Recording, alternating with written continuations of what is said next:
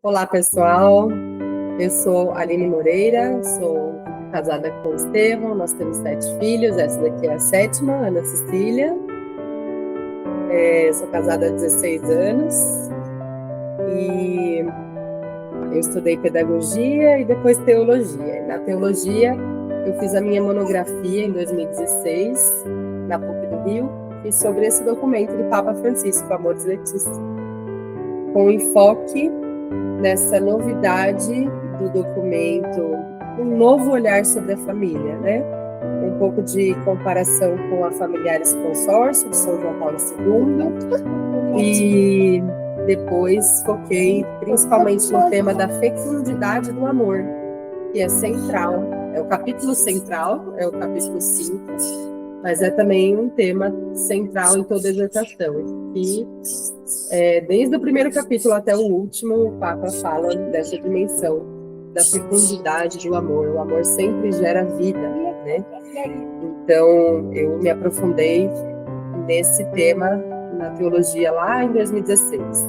Depois, fiz alguns eventos, encontros para difundir e fazer ressoar essa voz do Papa Francisco, essa boa nova das famílias, para as famílias, e fiz também um grupo que a gente se reunia semanalmente na paróquia, depois na minha casa, para estudar e aprofundar Amoris Laetitia. Isso foi antes da pandemia, 2017, 18, 19, aí veio o ano 2020 e a gente parou. E agora vamos retomar aqui na forma online, mas a gente vai começar bem do início. Então, vou fazer agora uma apresentação geral do documento, para aqueles que não conhecem, e trazendo algumas chaves de leitura que a mim parecem muito importantes para a compreensão desse documento.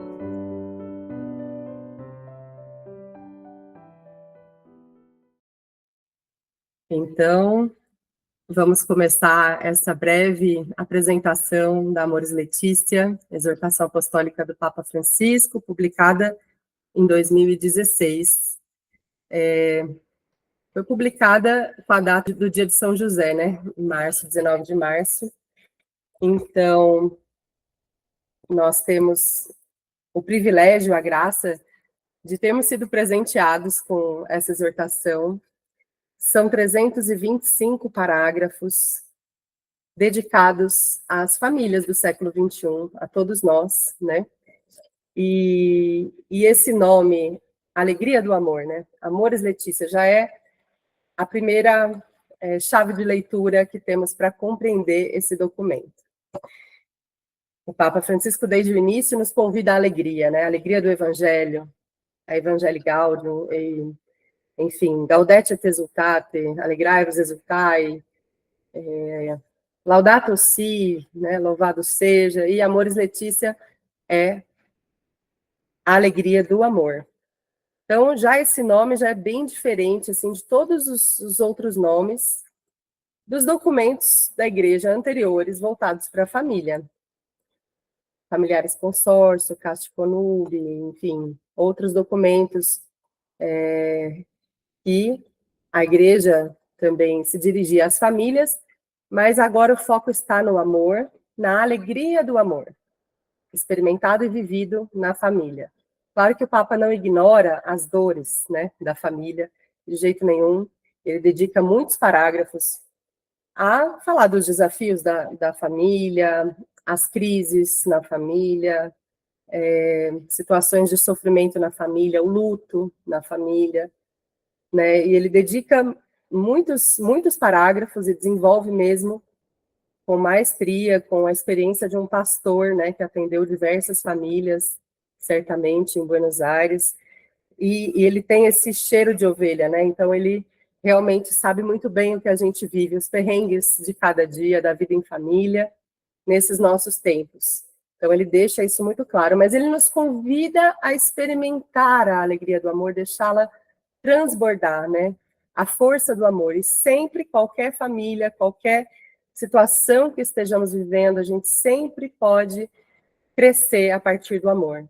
Então, ele nos convida a esse crescimento, é um caminho de crescimento no amor. O caminho da família é um caminho de crescimento, e realização. E esse amor que deve progredir, deve crescer sempre mais, né? O Papa vem, assim, nos brindando com 9 capítulos.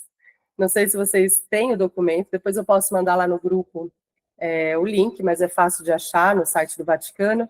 Mas vale a pena ter o documento, Amoris Laetitia. E só pelo índice, a gente tem uma ideia do que vem por aí. Né? Eu vou ler rapidamente os nomes dos capítulos.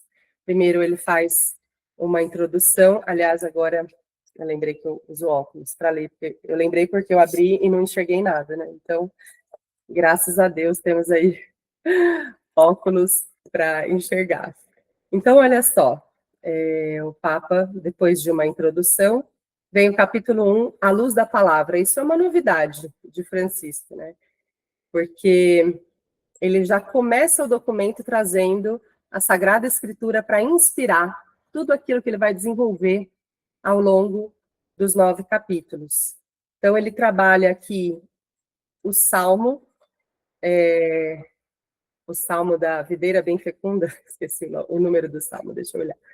E ele vai trazendo os elementos fundamentais da família e traz outros momentos e palavras bíblicas sobre a família, né? Mas ele medita esse salmo. Feliz quem teme o Senhor e segue seus caminhos, viverás do trabalho de tuas mãos, viverás feliz e satisfeito, tua esposa será uma vinha bem fecunda no interior de tua casa, teus filhos como brotos de oliveira ao redor de tua mesa. Assim será abençoado o homem que teme o Senhor. De Sião o Senhor te abençoe, possas ver Jerusalém feliz todos os dias de tua vida e vejas os filhos dos teus filhos, paz sobre Israel. Salmo 128. E ele vai pegando trechinho por trechinho, tu e tua esposa, os filhos como brotos de oliveira, rastro de sofrimento e sangue, né, do trabalho de tuas mãos, enfim, mas ele vai pegando vários momentos do Salmo e meditando. Então, isso já dá o tom de totalmente diferente, assim, do que ele vai desenvolver, que o foco é o amor, a experiência humana, o encontro pessoal, a experiência de comunhão, a família como essa comunidade de amor que é chamada a crescer e ser no mundo, sim, um reflexo da Trindade, do amor trinitário, chamada a ser no mundo um reflexo da família de Nazaré, tudo mais, mas o Papa não ignora que nós estamos bem longe, né? Todas as famílias bem longe desse ideal, mas é um ideal que nos move a caminhar, né? Que nos motiva, é um horizonte que a gente sempre tem à nossa frente para caminhar. E ele fala muitas vezes, né, que não existe família perfeita, que nós não somos perfeitos, não podemos pretender perfeição das nossas relações, ou esperar do outro a perfeição, mas que a graça de Deus pode tudo e pode nos santificar. Então, essa confiança na graça é outra chave de leitura do documento. Confiar na graça de Deus. E a graça é sinônimo do Espírito Santo, que pode transformar, fortalecer, santificar a nossa união, se nós damos espaço a ele, abertura, né? E por mais de 60 vezes, quase 70 vezes no documento, ou até 70 e poucas vezes, agora eu não me lembro bem, eu lembro que eu contei isso, está na minha monografia, quantas vezes o Papa fala da graça, dessa importância de recorrer à graça de Deus, de confiar na graça de Deus, de buscar a graça, de invocar o Espírito nas situações difíceis. Os esposos nunca estarão sós, né? Nunca serão abandonados. Aquele mesmo Espírito que consagrou sua união dará assistência em todos os momentos difíceis da família, enfim. Então, essa confiança na graça de Deus perpassa o documento inteiro. Assim, é difícil achar uma página que o Papa não fale disso, né? Pelo menos uma referência à graça de Deus. Então, o foco não está na lei, o foco não está nas normas, o foco não está, enfim, em toda a doutrina moral que envolve a família, o foco está na experiência do amor, da abertura à graça de Deus. E ele fala muito, né, também dessa experiência de sermos amados por Deus e por isso podemos amar, podemos transbordar esse amor. É o evangelho do domingo passado. Tanto Deus amou o mundo, né? De tal modo Deus amou o mundo que enviou o seu filho para salvar. E aí o Papa vem dizendo, cada matrimônio é uma história de salvação, cada família é uma história de salvação, e nos chamando a essa vida mais plena, nos convidando a essa experiência, esse caminho de realização, né? O foco não é o peso que, nossa, né, o casamento é indissolúvel, o casamento não, enfim, essa coisa que, nossa, eu tenho que aguentar tudo, é muito pesado, um fardo, né, de fidelidade, de unidade e de indissolubilidade, os princípios do matrimônio, fecundidade, abertura à vida, eu preciso, né, estar aberta à vida. O foco não é esse, né, o foco é um convite a experimentar a alegria, a grandeza do amor, né, que nos transforma, que nos redime, que nos santifica. Então, o Papa vem nos convidar a percorrer esse caminho. Um caminho de crescimento, né? É gradual. Então, é um processo, né? Em que momento do processo cada um está? Cada família é única, é uma história de amor única, pessoal, singular. Cada pessoa é única, cada família é única, e ali habita Deus. E em que momento essa família está vivendo? Onde está Deus ali, né? Naquele processo, a gente pode perceber a graça de Deus agindo. Onde, né? Como eu posso me abrir mais à graça de Deus? Como eu posso corresponder a esse amor? Então, o Papa vem oferecer respostas. E esse primeiro capítulo, à luz da palavra, ele traz, então, algumas reflexões bíblicas, né? Ele fala também sobre as crianças, Jesus com as crianças, o acolhimento e tudo mais. E aí dá o tom de tudo que ele vai desenvolver depois. O capítulo 2 é a realidade e os desafios das famílias.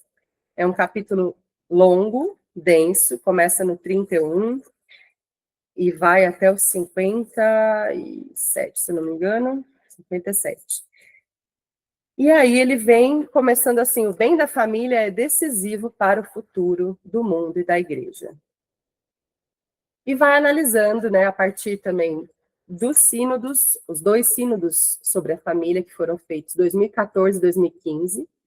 Essa exortação apostólica, ela é fruto de um sínodo, 2, né, um ordinário e um extraordinário.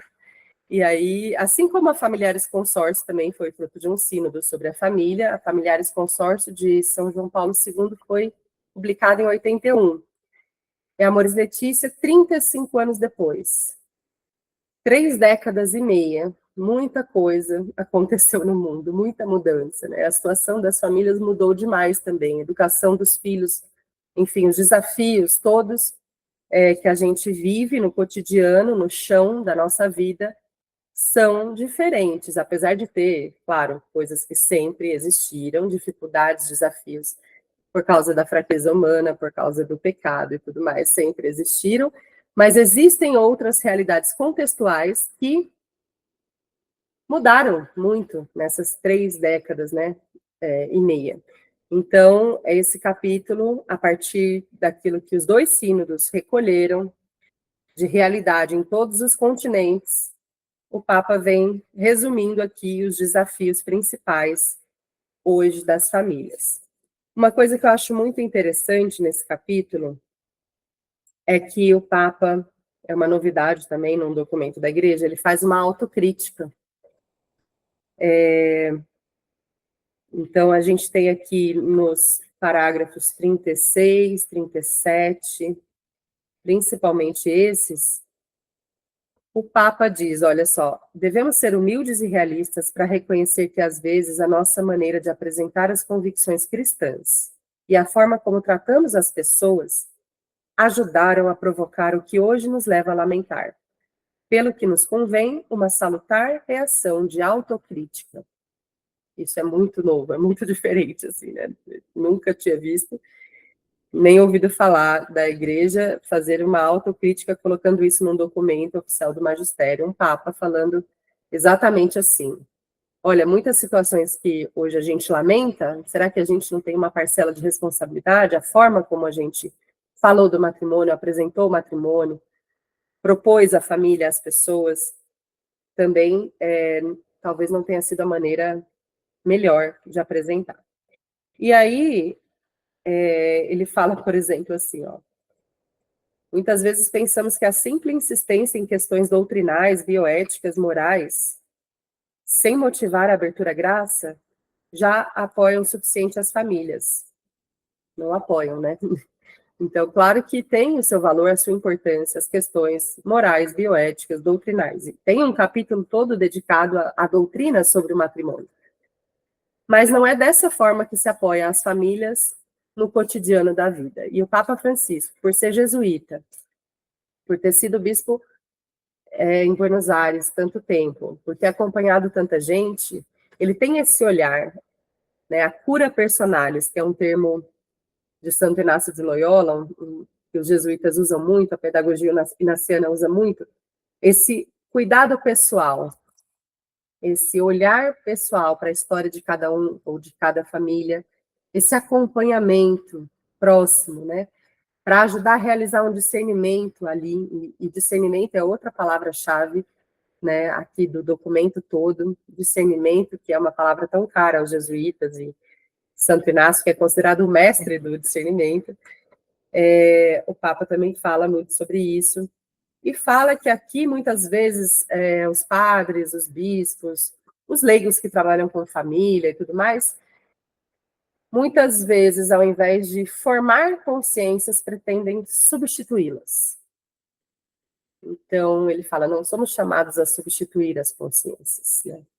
Não podemos pretender substituir as consciências das pessoas. Então, cada pessoa que sabe ali, claro que a gente deve acompanhar, ajudar a formar, ajudar a enxergar a ação da graça de Deus ali na vida.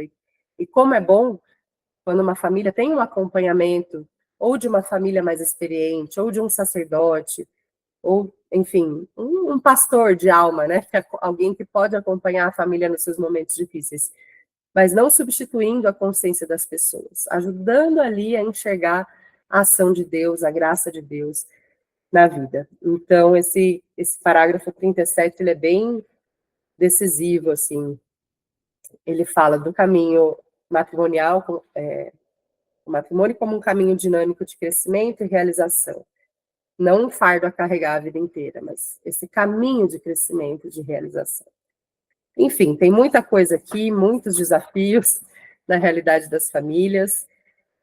E, no final desse capítulo, ele diz assim, dou graças a Deus porque muitas famílias que estão bem longe de se considerarem perfeitas, vivem no amor, realizam sua vocação e continuam caminhando, embora caiam muitas vezes ao longo do caminho. E aí ele fala, partindo das reflexões sinodais, não se chega a um estereótipo da família ideal, mas um interpelante mosaico formado por muitas realidades diferentes, cheias de alegria, dramas e sonhos. As realidades que nos preocupam são desafios, mas não caiamos na armadilha de nos consumirmos em lamentações autodefensivas, em vez de suscitar uma criatividade missionária. Enfim, em todas as situações, a igreja sente necessidade de dizer uma palavra de verdade e de esperança. Os grandes valores do matrimônio e da família cristã correspondem à busca que atravessa a existência humana. Então, realmente, ele vem apresentar a vocação da família com aquela beleza toda que muitas vezes fica ofuscada. E ele diz, né, claro, não é ignorando os dramas, não está ignorando os desafios, pelo contrário. O terceiro capítulo é um resumo da doutrina da igreja sobre a família. Chama-se O Olhar Fixo em Jesus, a vocação da família.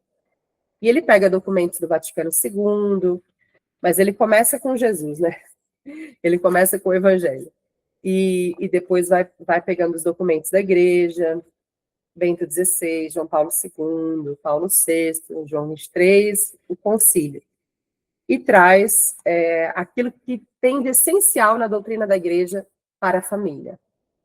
É muito bonito, eu gosto desse capítulo, gosto muito, mas o capítulo 4 e 5 é que tem assim, o coração da exortação, o centro, a centralidade do amor. capítulo 4 é o amor no matrimônio.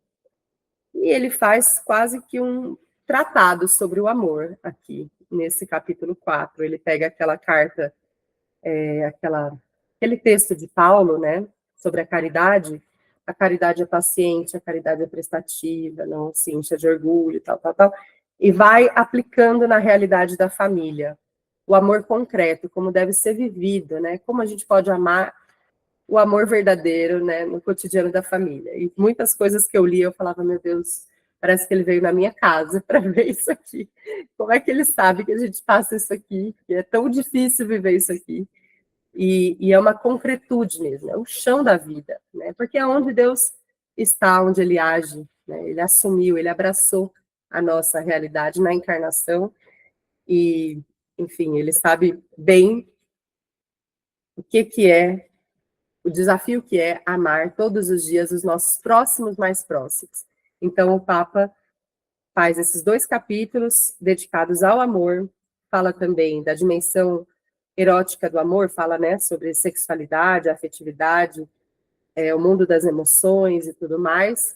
Traz um pouco da teologia do corpo, de São João Paulo II, tem acho que 17 citações da teologia do corpo, que são aquelas catequeses de São João Paulo II sobre o amor humano.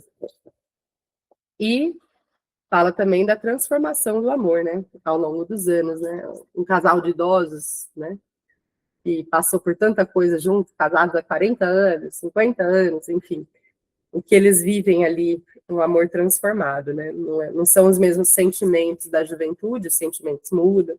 E ele vai falando muito concretamente, é um capítulo muito saboroso, maravilhoso. O capítulo 5 é onde eu concentrei mais a minha monografia, que é a fecundidade do amor, o amor que se torna fecundo. E o Papa traz uma abordagem bem diferente, assim, alargada, né? Fecundidade alargada é o termo que ele usa. Claro que ele começa falando o amor sempre da vida e fala do acolhimento dos filhos, dessa abertura aos filhos, abertura à vida que Deus quer gerar através de nós, no nosso amor, na nossa família. Mas depois ele vai alargando esse conceito, ele vai falando sobre adoção, por exemplo, né? Que é uma forma de exercício da fecundidade, do amor, acolher ou crianças, né? Fala daqueles casais que não podem ter filhos, mas mesmo casais que têm filhos podem adotar, e ele vai falando da beleza da adoção, depois vai falando da família alargada, né? A família não pode ser uma ilha isolada do resto da sua família alargada, isolada da vizinhança, isolada da família católica e cristã, é chamada a ter essa abertura, a mesma abertura que a igreja é chamada a ter, a igreja doméstica também. Então, essa igreja de portas abertas, e essa exortação foi escrita no ano da misericórdia, né? O Jubileu Extraordinário da Misericórdia, 2016. Então, essa metáfora das portas abertas, e ele fala também da família de portas abertas, para acolher as necessidades de quem precisa, né? A preocupação, a dedicação, o serviço àqueles que são os nossos familiares, mas também os nossos vizinhos, também a nossa comunidade, também a sociedade, e vai alargando esse conceito de fecundidade do amor para toda forma de geração de vida através do amor conjugal. O amor conjugal, o amor na família, ele é chamado a experimentar essa alegria de ser fonte de vida no mundo. Então, ele fala muitas vezes, um casal que não pode ter filhos, não deixa de ser fecundo. Toda forma de vida gerada, de serviço, né, de doação da vida, o amor sempre gera vida. O amor dos esposos sempre é chamado a gerar vida. Eu vou até ler um trecho que eu acho muito forte. Tem várias coisas fortes e bonitas aqui. O Papa dedica alguns parágrafos às grávidas. Esse capítulo é bem bonito mesmo. Mas tem uma parte que eu vou achar só aqui. Um casal de esposos que experimenta a força do amor sabe que este amor é chamado a sarar as feridas dos abandonados, estabelecer a cultura do encontro, lutar pela justiça. Deus confiou à família o projeto de tornar doméstico o mundo, de modo que todos cheguem a sentir cada ser humano como um irmão. Isso é no parágrafo 183. Enfim, tem muita coisa linda aqui, a gente vai aprofundar ao longo desse ano, né? Não sei quanto tempo a gente vai levar para ler o documento todo, mas ele fala dessas famílias magnânimas e solidárias que abrem espaço aos pobres, são capazes de tecer amizade com os que vivem em piores condições, e se tem como objetivo de vida o evangelho, não podem esquecer o que diz Jesus. Toda vez que fizeste isso a um dos mais pequenos, que são meus irmãos, foi a mim que o fizeste. Então ele chega realmente nesse conceito de uma fecundidade alargada, né, e de testemunho cristão autêntico. E eu peguei do amor ao parágrafo, que é no final do capítulo 5, parágrafo 197.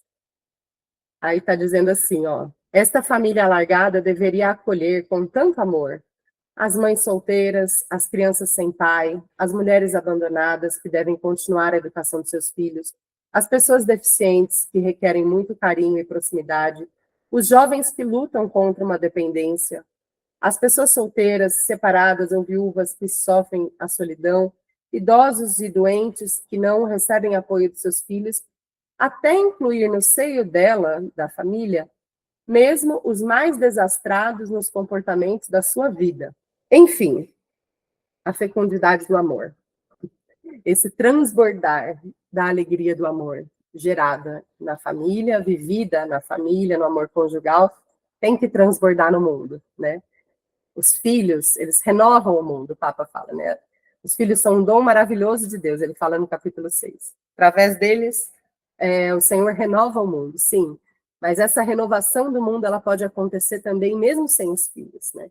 Um casal de esposos que experimenta a força do amor é chamado a viver, ser esse instrumento do amor no mundo. E aí vem o capítulo 6, que são perspectivas pastorais, que é muito bonito mesmo, e ele fala para os jovens, para os noivos, para os recém-casados, para os casados há mais tempo, fala sobre preparação do matrimônio, a gente já ajudou, já acompanhou alguns noivos e namorados, lendo com eles esses parágrafos, são muito bons mesmo, ajudam a colocar no lugar, a ordenar as coisas, quando se pensa em casar. E é muito bom e importante que eles casem com consciência do que é o matrimônio. Mas aqui, nesse capítulo, o Papa fala também sobre curar as feridas do relacionamento, por exemplo. É um olhar pastoral, né, para as dificuldades de cada família.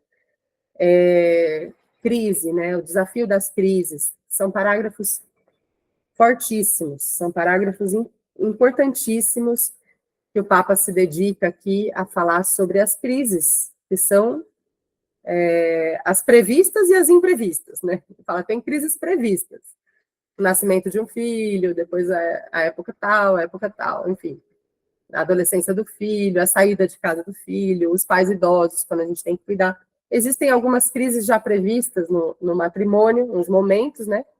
Mas existem as imprevistas e como lidar.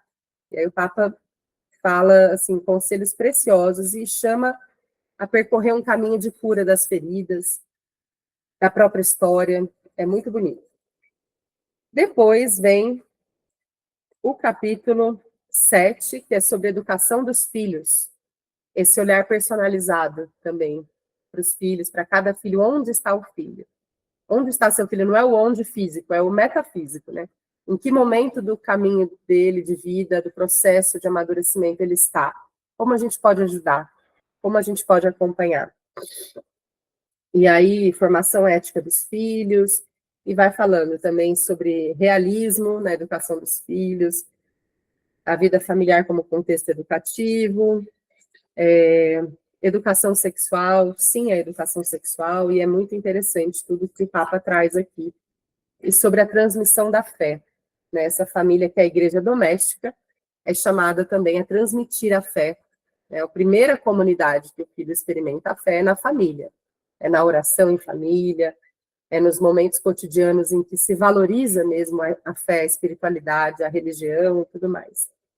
Então, o Papa tem essa clareza, né? A família é uma igreja doméstica. Então, aquilo que ele propõe para a igreja, ele propõe também para as famílias, missionaridade, família em saída, igreja em saída, né? Ele nos chama também a nos colocar a serviço, né? Não ficar só lá no mundinho fechado incrível, mas realmente nos doar aos outros também. Mas essa responsabilidade com os nossos, né? Com os nossos filhos. Então, um capítulo inteiro dedicado à educação dos nossos filhos. O capítulo 8 é o capítulo da polêmica. Muitos de vocês devem já ter ouvido falar, já devem saber, talvez outros não, que esse capítulo, assim, tem algumas partes que foram muito criticadas por uma minoria, os bispos, escreveram carta ao Papa, chamando ele de herege, e, enfim, dizendo que aquilo estava errado e tudo mais. Olha, é um capítulo lindíssimo, que me emocionou algumas vezes. Eu sou filha de pais separados, né?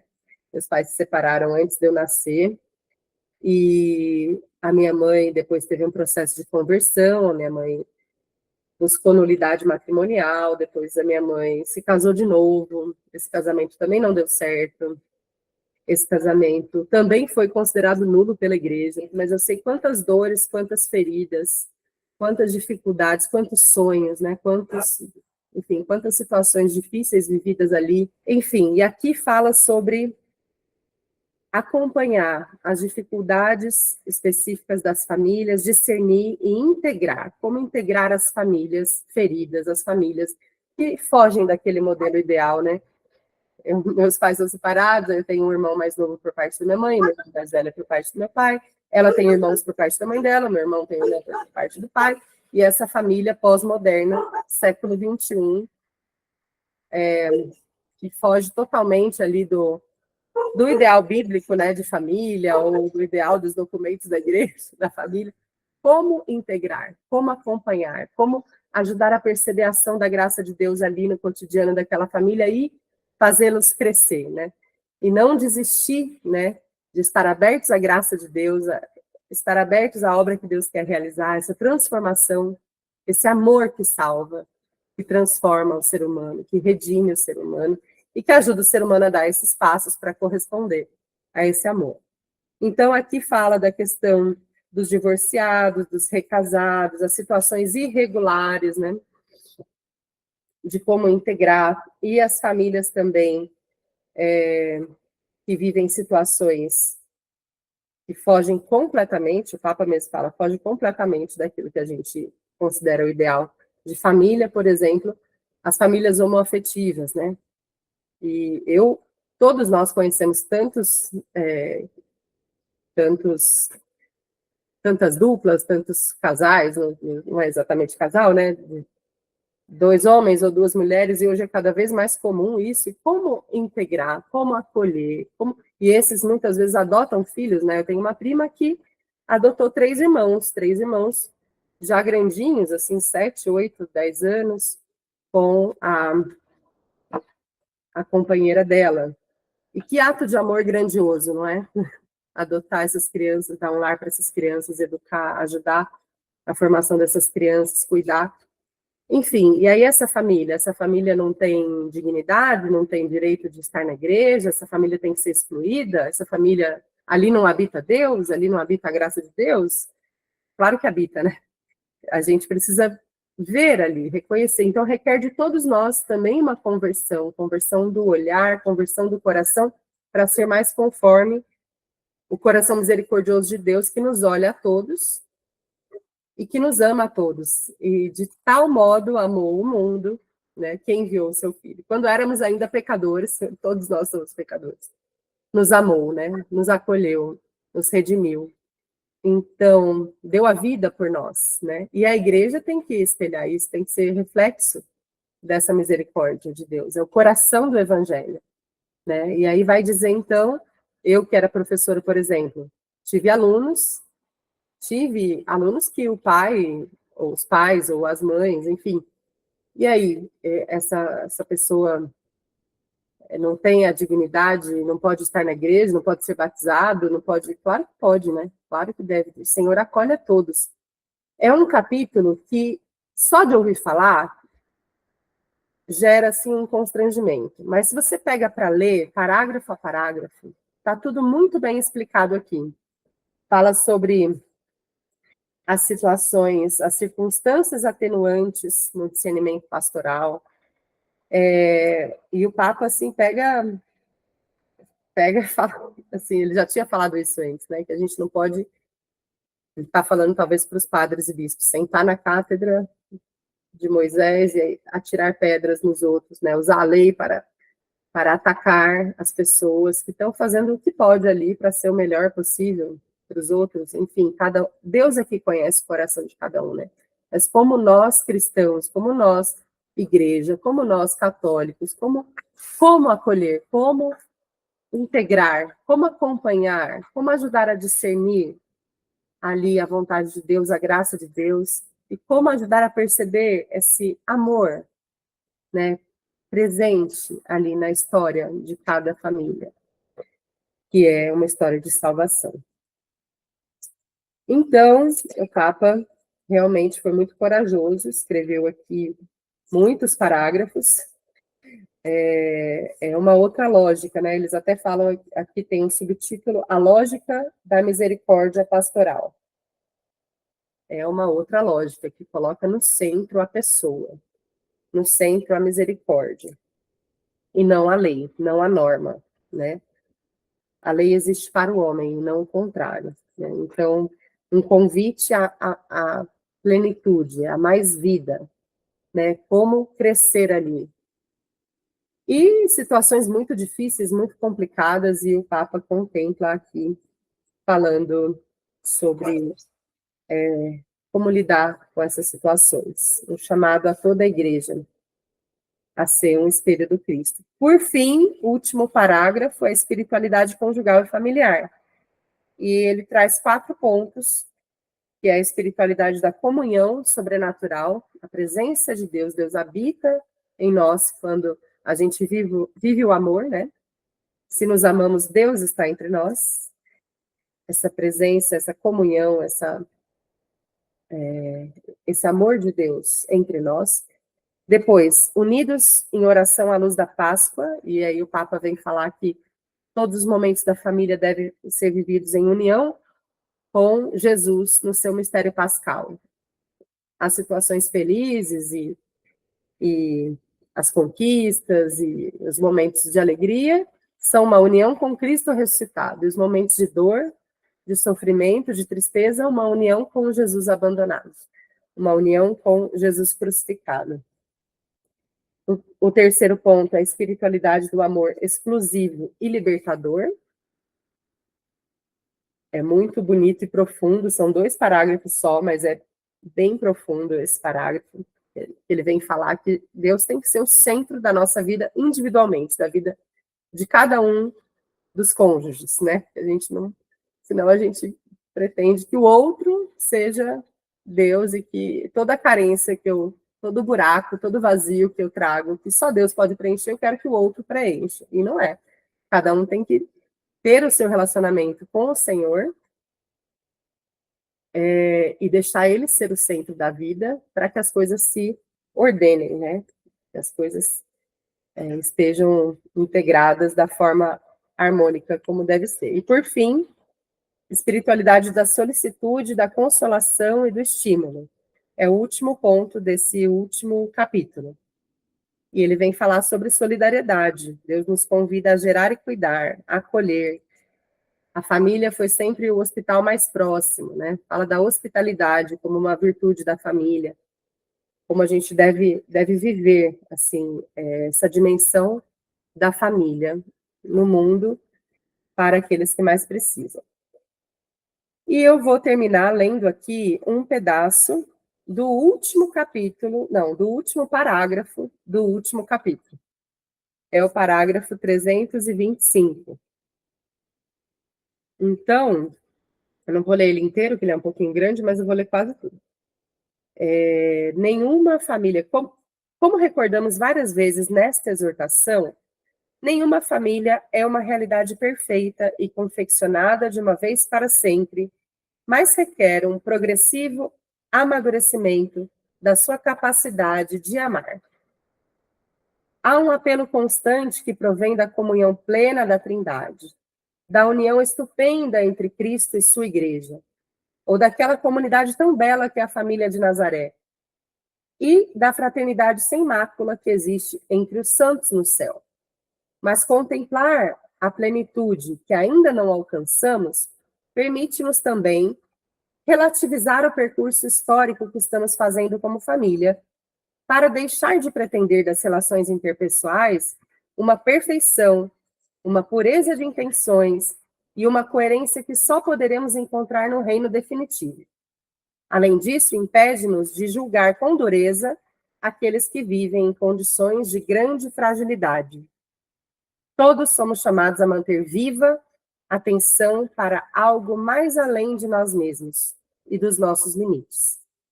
E cada família deve viver nesse estímulo constante. Avancemos, famílias. Continuemos a caminhar. O que nos é prometido é sempre mais. Não percamos a esperança por causa dos nossos limites, mas também não renunciemos à procura da plenitude do amor e da comunhão que nos foi prometida.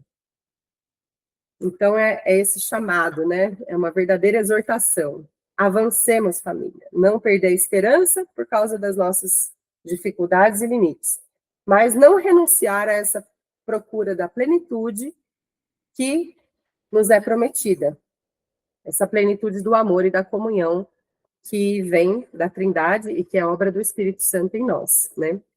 Enfim, eu trouxe aqui algumas chaves de leitura do documento, né? A misericórdia, a graça, o amor, a alegria, o discernimento e essa compreensão de que o caminho da família é um caminho de crescimento no amor, né?